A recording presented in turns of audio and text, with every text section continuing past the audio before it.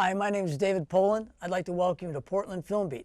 Tonight, my guest is Bryan Hiltner, and we're going to talk about his film, Elena Vance. Welcome back, Bryan. Hey, good to Bryan's see you, actually my first guest who's been back. This is his second time here, and I'm excited about that. So in your early 20s, you made a horror feature film, and tell us about that experience and why it was a good experience, even though you were not too happy about the film, I don't think. It's a terrible movie, and I think you got Sure, at least good to mention that. You got to get that first terrible movie out of the way as soon as you can. And so in my early 20s, I started making over 5 years this horror film, and there's not really a script. Most of it's improvised. There's not much lighting. There's not much, cinematography. It's just terrible all around. But at the same time, I met my best friend Greg, and we worked on that movie, and he does all my physical effects now. He made a lot of creatures for me and things like that, and he does stop motion animation now. And I met my friend Mike, who does all the music for all my movies, so it was a really good way to start, getting those collaborators and Right, getting okay. started. So what did that lead to? Actually, a film that you're still finishing making. Yeah, that's a really interesting story, because when I was still editing the first movie, Ajafia, this horror movie, my mother passed away, and she had been struggling with cancer. And when she passed away, she left me this money, and I felt like I wanted to make a movie with that money. And so for the first time, I had a budget that I could use, and I wanted to write a movie about my relationship with my mother. And so that's what this movie Slippage is. It's a science fiction movie about somebody trying to connect with his mother after she's already passed away. So it's kind of a bit of a drama and a bit of science fiction too. Right, okay. So your films have a little bit of a Twilight Zone-like eeriness to them, or, is that your trademark? And, or is that just, kind of, did you get that from watching other films, or is that kind of your nature, Bryan? Maybe it's my nature, but whether it's a comedy or a horror movie or a drama, I'm into things that are a little bit like that, that stretch the boundaries of the genre, and maybe have a little bit of unreality. But what makes the Twilight Zone great, for example, is that it has this surreal sort of elements, and at the same time, it comments on what's going on in our world today. And that's what I always want to do with my movies as well. Right.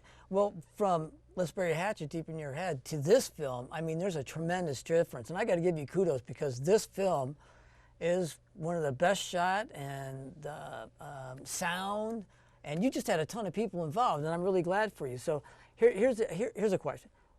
Where did you come up with the idea for Elena Vance?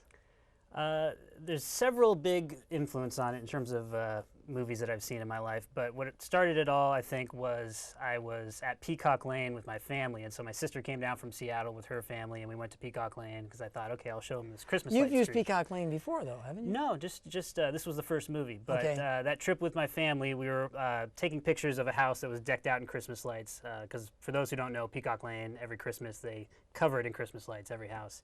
And as we were taking pictures of this one house, I looked around and everybody else was taking pictures as well. And so I thought, well, what if something was happening inside the house and everybody takes a photo of the same thing, but since they all have different angles, it reveals different elements. And so that kind of started me off on this mystery story. And then a lot of movies I like a lot, Blow Up by Antonioni, Blow Out by De Palma, movies like that are kind of mystery movies where gradually the mystery gets deeper and deeper and there's paranoia and stuff like that. Those are the influences. So did you go to Peacock Lane and find a house and get some permission for somebody to use? So the first element was making that trip with my family. The second element was when I had a friend who moved into a house on Peacock Lane. Oh, well, there you go. And at that point I said, okay, I've got my location. I have to make the movie. And I wasn't even ready to make it. I didn't have the money to make it. But I just took that first step, started getting auditions ready, and then everything gradually fell into place. Right, and so you actually did try and do fundraising through Indiegogo, and I'm not a great schmoozer. I'm gradually getting more and more connections, but it's hard for me. So we only reached about half our goal. And again, it's just kind of a leap of faith. You start making the movie, and other people, actors' families came in, contributed some money as well, and we got the money we needed. And a lot of people contributed equipment and their time. Well, you can tell it's really well shot and everything. So tell us about the film's premise. Tell us the Elena Vance premise. So I think of Elena Vance as kind of a Beach Boys song, and if you like the Beach Boys, well, the music in it is great. It was Mike that did that. Yeah, is that correct? yeah. Mike Ruberg did the score, and but what I mean by it's a Beach Boys song is there's an innocence to a Beach Boys song where somebody just wants to get out of school and go hang out with this girl on the beach or something like that, and it's got this naive innocence to it, and that's kind of what I wanted Elena Vance to be, was from the perspective of a high school kid, where all you're worried about is, I got this test on Friday, I want to go to this party, and there's this girl I'm obsessed with, or something like that. And that's kind of what the movie is, and it's kind of like a murder mystery from a high schooler's perspective. So. How did you finish the movie compared with the original concept or the vision? I mean, did the finished movie, was it kind of like what it was written like? You know, because there's a movie you write, there's a movie you shoot, and then there's the final product. Right. Filmmaking is a lot more difficult in that because, you know, for a writer, you just have a pen and you got a paper, and then you start writing, and the vision's right there, 100% of it made from your mind onto the paper. Whereas with a movie, you have all these collaborators. So from the beginning, you have to make sure everybody who comes on understands the vision and, you know, how to keep that vision going from the very beginning to the very end. So at the same time, while you're making sure the vision stays intact, you have to be open to other people's ideas. And a movie should start off as kind of like a little snowball, and then the vision stays intact, but you're also picking up all these other things. When you get on the locations, you see how things are at the locations, and you actually change the idea. So that's kind of how it got going, yeah. All right. So tell us briefly about the appeal that Elena Vance is going to have for audiences. I think it's got a little bit of everything. It's got a little bit of that John Hughes feeling of, you know, hanging out in high school. So it's got that high school atmosphere, and it's got the murder mystery atmosphere, but I think there's a bit of dramatic depth. And what I really wanted to make a movie about was what it feels like to become an adult and to realize that you're getting older and you're stepping into this new world where you have responsibilities and all these things. And I think everybody can relate to that. I think kids can relate to that because it's about to happen, and then adults can remember what it was like. How does Elena Vance distinguish itself from some of your other films? Some of your other films are kind of campy, cheesy. Yeah. Let's say it. Well, yeah, absolutely. I think once I came up with the idea and I started getting these collaborators involved, and we got a great camera, we got, you know, great sound equipment, and all these producers involved. At that point, I realized, you know, we have to take this a little more seriously. And it's not that I don't take the other movies seriously, but you just got to do what you got to do. Yeah, I just felt like the material had to then match, you know, the level of production. So you're talking about the camera. Who was the camera person? Jesse? Jesse Larson. Right. And what kind of camera did you use? So I used a C300. And how I got Jesse Larson and Anthony Lopez, who was the assistant director on Elena Vance, involved was one of the very key elements, because they told me, hey, if you help us out with our movie Count, we'll help you out with your movie Elena Vance. And Count is this vampire movie starring Jeffrey Newman, and so I worked on that with them, and then that allowed Jesse to also shoot my movie Elena Vance, and it was a great deal. It turned out great. Yeah, it did. Yeah, it did. So who was the sound is awesome on it. Who was the sound person for you? So Evan Gandy and Reed Harvey are the guys who did production sounds. They actually operated the boom and, you know, the sound levels and all that on set. And then Evan Gandy also did post sound. So he's still working on that. We're trying to get a 5.1 surround mix right now, which is really exciting for me. I've never had surround sound on one of my movies before. But so you actually have a sound designer working on it. Yeah, but it's really nice to have a sound designer who was actually operating sound on location as well, because he kind of has a better understanding for, you know, the entire film, you know, in terms of what was going on set, what needs to go on in post. So he's more in tune. He did a great job. You even said you're going to use him. Oh yeah, I hope I can use him forever. Yeah, he's great. So I think that's one more step up, as my sound is getting better now that I've. Oh yeah, sound is really important too in film. A lot of people don't realize that. When it comes, how many crew members did you actually have? Can you? I mean, if you see the trailer, it's huge. Yeah, you know, I don't know if I ever actually did a film where we had an official grip and gaffer and all that stuff before, but we had a gaffer. We had two grips. We had an assistant cameraman. Who was the gaffer and grip? Can you remember? Gabe Twigg was our gaffer. He did a great job, and then Tyler Begg was our first grip, and he also ended up being our key grip, and he also ended up being doing the visual effects for the movie as well. So again, a lot of people had different roles. Yeah, when we talk about the camera work, I know you a little bit, and so I'm sure you had a shot list. Oh yeah, absolutely. And I'm sure you had a lot of lists. I do, yes. And the shot list is always for me, because I know what shots I want to do. I just want to make sure we get them out of the way. But at least you have the list, and that way you can you've thought about it, so it's easy to come up with a plan B. Absolutely. But one thing I've learned now, I think, is that I need to have storyboards, because while I understand the shots from the shot list, I think it's a lot easier for the crew to understand what's going on with storyboards. And so did you have storyboards, or did we you didn't. We just had a shot list. And so even though Elena Vance turned out well, I could tell that I could still improve communication a little bit by actually having the pictures there, because Evan Gandy actually directed another commercial that I helped out on, and he had all the storyboards pasted on the wall.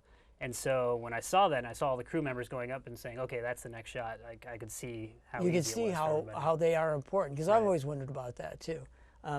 So when it comes to the camera work, you move the camera slowly. You did a forward-backward focus with the mirror shot. Right. You did a lot of insert shots, which is really impressive. So, was that your idea? Was that work? How did you come up with these different plans that I didn't see in your other films? So I think one of the first things we mentioned tonight was how, you know, a movie starts out with a vision, and then you want to see how much of that vision ends up in the final product. And originally I had all these dolly shots planned for Elena Vance, but we just couldn't afford it, and time-wise, did you have a dolly? It didn't make much sense. So we had a slider that we used. Yeah, okay. So we kind of downgraded to a slider a little bit, but I could still get that movement. To me, in low-budget films, that's the biggest thing that's lost, because up till now, on most of my films, I've had to just have a stationary camera because it goes so much faster that way. But the movies I love had those slow dolly moves. Slow dolly moves, right. Actual physical movement of the camera. Well, it actually enhances the film. Yeah. It actually enhances the actor's performance without them having to do a lot of acting. So how did you work with Jesse? I mean, did you tell him, here's what I want? And because he's a pretty smart guy, he knows what he's doing a lot. He's a really smart guy. Did you work well with him? Or yeah, we worked really well, remarkably well. And I think what I think most directors of photography want is a director who knows what he wants. And so I can always say, okay, this is the exact shot I want, this is the angle I want, and all these things. And then I rely on his creativity and his understanding of the vision to say, okay, this is the kind of lens we should probably use. And then he can offer suggestions to me, and usually I'll say, that sounds like a great idea. So it's definitely a We're going to take a minute right now and watch the trailer. Yeah, great. Okay. We're going to watch the trailer from Elena Vance, and we'll be right back.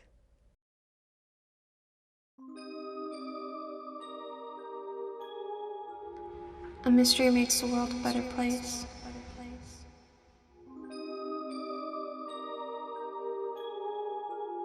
We see what we want to see, I guess.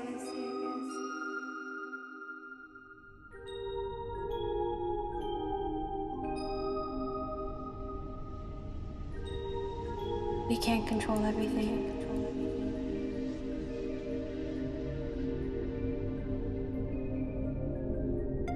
If we knew the answers to everything, we wouldn't have anything to live for.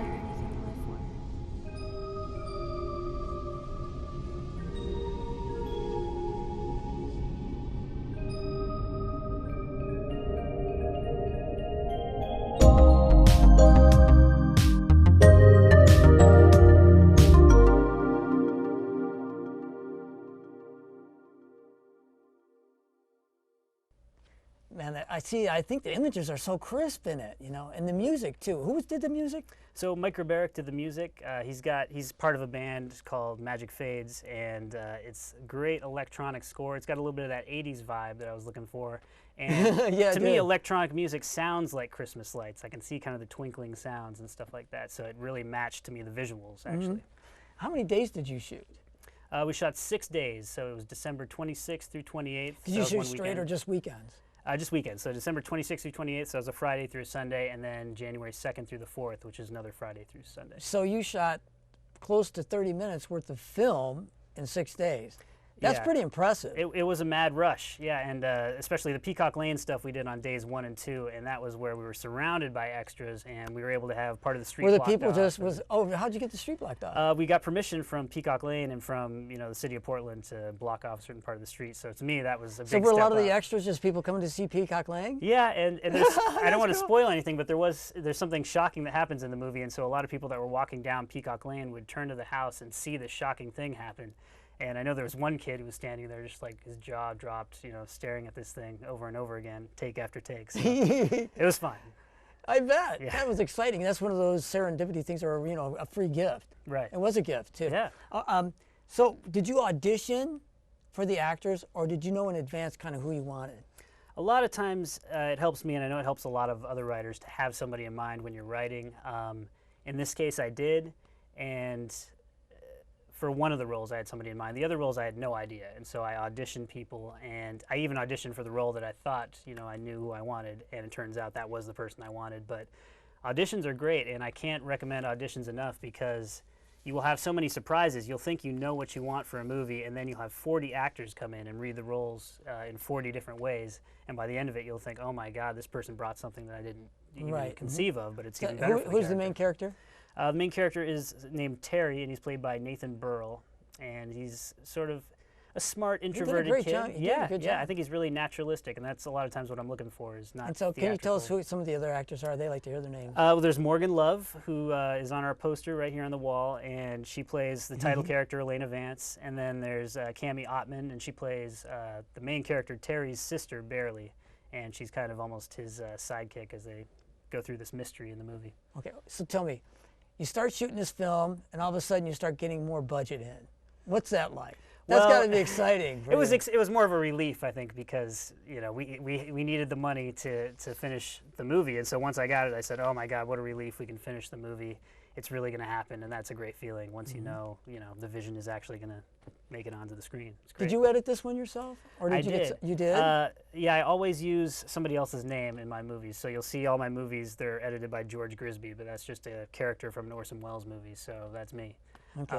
And to me, editing is the final step in the writing process. So I know a lot of times it's advantageous to show other people the movie, and that way they can give you notes that you maybe couldn't see anymore because you're too close to the material. And so I do let people see the movie, but I always want to be the one who has the final cut because, again, that's where I think most of the directing is actually done. So when it comes to working with the actors, how do you work with the actors? Do you kind of let them go on their own, or how much input do you have with them? I think with all the actors and the crew, it's always about understanding the vision. And once somebody understands the vision, then they can go off and do their own thing. I definitely don't agree with somebody like Hitchcock who says actors are cattle and they just need to do what I say and stuff. I want to make sure people know what I want, because a lot of times I want something very specific. But then, I mean, these are really talented people you're surrounded with, and if you just keep their talents down and say do what I say, you're not going to make the best movie. I mean, you brought these talented people here for a reason, because they have all these talents that are different and better than your talents. Right. So did you rehearse a lot? We rehearsed a lot, definitely more than I've ever done on anything else. Another person I've worked with recently, Vu Pham, I've noticed on his movies he does tons of rehearsals, and that was a big influence on me, because that's how it should be. Just like with a jazz musician, you should learn the lines so well that then you can forget them and just kind of, it sounds more like improvisation. Right. Yeah.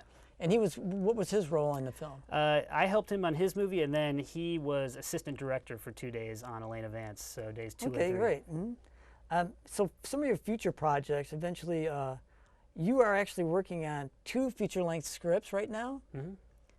Can you tell us a little bit about the premise of those? I'm starting. Or is it too early? Well, it's early in that, I mean, I kind of know all the points I'm going to hit throughout the script. I know what the stories are, and I know that I'm happy with them, because it's been about 10 years now that I've had both of these ideas, and gradually they change a little bit, but the core is still there. So I know these are the next 2 movies I want to do.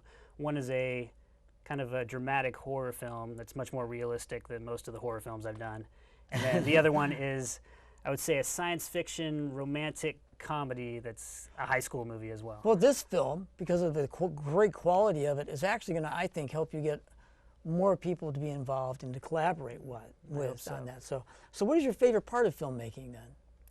I think it's definitely the editing process, because really, from the beginning. But you do a lot of writing. I do a lot of writing, and that's always great, but I think the most rewarding part is when you actually see, oh my God, it's becoming real, and you see things start to click together. I mean, the shoot itself can be so stressful, because you're trying to direct these actors and direct the camera and then watch around, make sure everybody's showing up on time and things like that. And then when you're in the editing room, you can play with it, and nobody's telling you when to stop or anything, and then you can fine-tune things until you see it click together and you say, that's that idea I had so many months ago, and that was when you see the vision come together. So here's a question that's out of left field. You got married 2 weeks ago, correct? I did. Awesome. Yeah. And you've got this film coming out, preparing for that, and all these other things. plus the wedding and stuff like that. How hectic of a time was that for you? It was crazy. And there was so my wife is Michelle, and there was a certain point where I told her, okay, now I've done my last little Elena Vance duty. We screened kind of a test screening at a mini film festival in town. And then I said, okay, we're done with that. Let's focus on the wedding stuff. So then I gave my full attention to the wedding. Everything turned out great. We just got back from the honeymoon. It was a blast. So, yeah. Where'd you go on your honeymoon? We went to Disneyland. Well, there you are. Yeah, it was great. This is a great place. I like Disneyland. What's your least favorite thing about filmmaking? Wow. You like it all, I know, but there's got to be something that just you don't really care about. I think those moments where you have to change something either for budgetary reasons or for time, but when you see that the vision is going to be a little bit compromised, that's always a heartbreaker. It's got to be crushing. Yeah, because you know how it needs to work, and when it doesn't work that way and you have to change and you have to compromise a little bit, you can see the entire structure sag a little bit, and that's, yeah, heart-wrenching. So did you actually have to change some of the script on set then? You know, the only thing we did was a much happier change, where on the last day we arrived at this location, which was in Washington. And oh, you shot in Washington yeah, too? we shot a little bit everywhere. So this was in Battleground, Washington, and it was one of the actors' family's property. And it was this great property. There was this barn, and there was these woods, and then there was a river down there. And that was not what I had envisioned in the script at all. So we spent the first hour kind of rethinking everything and saying, okay, this is what the shots are going to be. So we kind of redid the shots on location. And because we kind of molded the concept to the location, then it became so much more valuable. I mean, you have to stay open to those. So you've written a lot of scripts. How do you attack screenwriting then? Do you just sit down and do it? Do you plan it all out, or? I definitely have a very particular plan, but just like how you have to stay open through the filmmaking process, something that Tarantino says is he tries to get his characters together to have like a cup of coffee. And once they do that and they get talking, that sort of gets the story going. And I think that's incredibly valuable because so many movies now are just kind of situations that people arbitrarily write for these characters, but characters should be driving what's going on. They should be. Oh, I agree. Their personalities and their flaws. Too many of the films nowadays are based upon special effects and not character development. And I liked your film because of the character development, and the young man, he did a great job in that film. Yeah, I think he's fantastic. You said his name, I can't remember it though. Who's your favorite director? And what have you learned from that person in watching their films? Because I know you study films for their camera shots and angles, and you've applied those to some of that, and actually some of the work that you've done on other films here in Portland recently, right? Right, yeah. I think probably my favorite two directors for a long time now have been Ingmar Bergman and Michelangelo Antonioni. And they're a little bit existential, which is something I always, I try to think about the big issues when I'm writing these things. But I think Ingmar Bergman is very straightforward, so he doesn't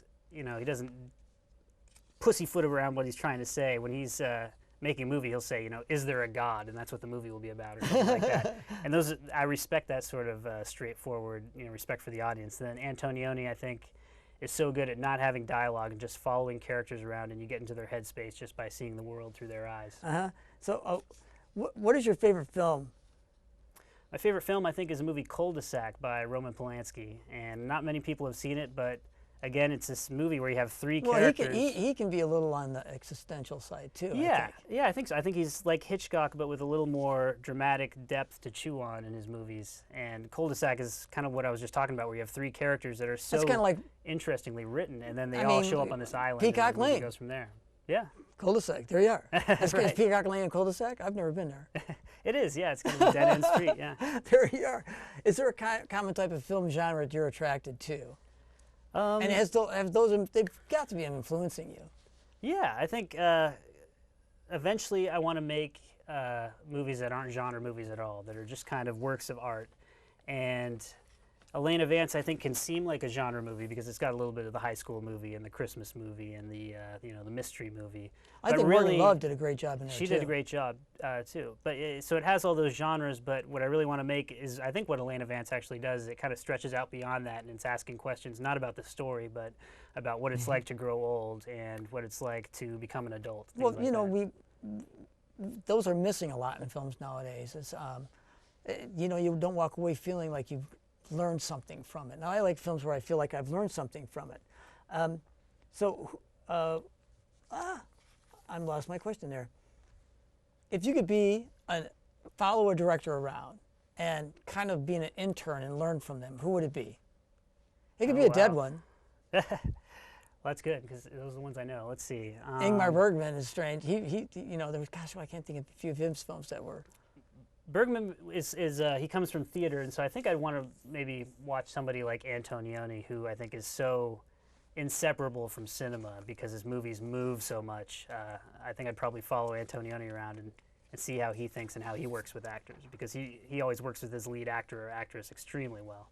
Okay, so are you planning on shooting another film in this next year since you've already got them written? Are you getting ready to start that up, or so I guess you have to be? The main things I'll be doing. I'm pretty sure that your brain is always thinking about your next film. Absolutely. Oh yeah, thinking about the next 5. But what I'm going to be doing is finishing Slippage, and so I'm going to have Elena Vance, and then I think I'll have Slippage, and I think those are both going to be really good pieces to say, okay, so I have these 2 finished movies, and then I have these scripts. How long ago did you start Slippage? Oh my God, it must be 8 years ago or something now. So do you think you're going to have to reshoot some of it? I don't think so. We might do a day of pickups just to improve some of the insert shots, but I think the material is really strong, and what we got in the can is going to make for a really good movie. Okay, so where do you hope to see yourself in like 2 years? Not 5. I would say 5 for most guys, but for you, I'm going to go with 2. I want to, because I'm pretty sure you've got a goal at 2 years from now. Absolutely, 2 years. I want to be on set making this next screenplay I'm writing, and I think it's going to be an attainable budget. And I think I've made a lot of connections in town, so I'm going to have a great sound department, great camera department, and all that stuff is going to make a great movie. Okay, great. Bryan, thank you for being here. It was great talking to you. Thanks for inviting me again. I want to thank you for tuning in to Portland Film Beat. It was great having Bryan here. I also want to thank my executive producer, Carol Poland, my director, Ellery Nelson. I want to thank Christo, Krista, Jonathan, and Joni down here at TVC TV for all the help that they give me. I also want to thank Kate and Emily down at PCM TV for all the help that they give me. And until next time on Portland Film Beat, shoot for the silver screen.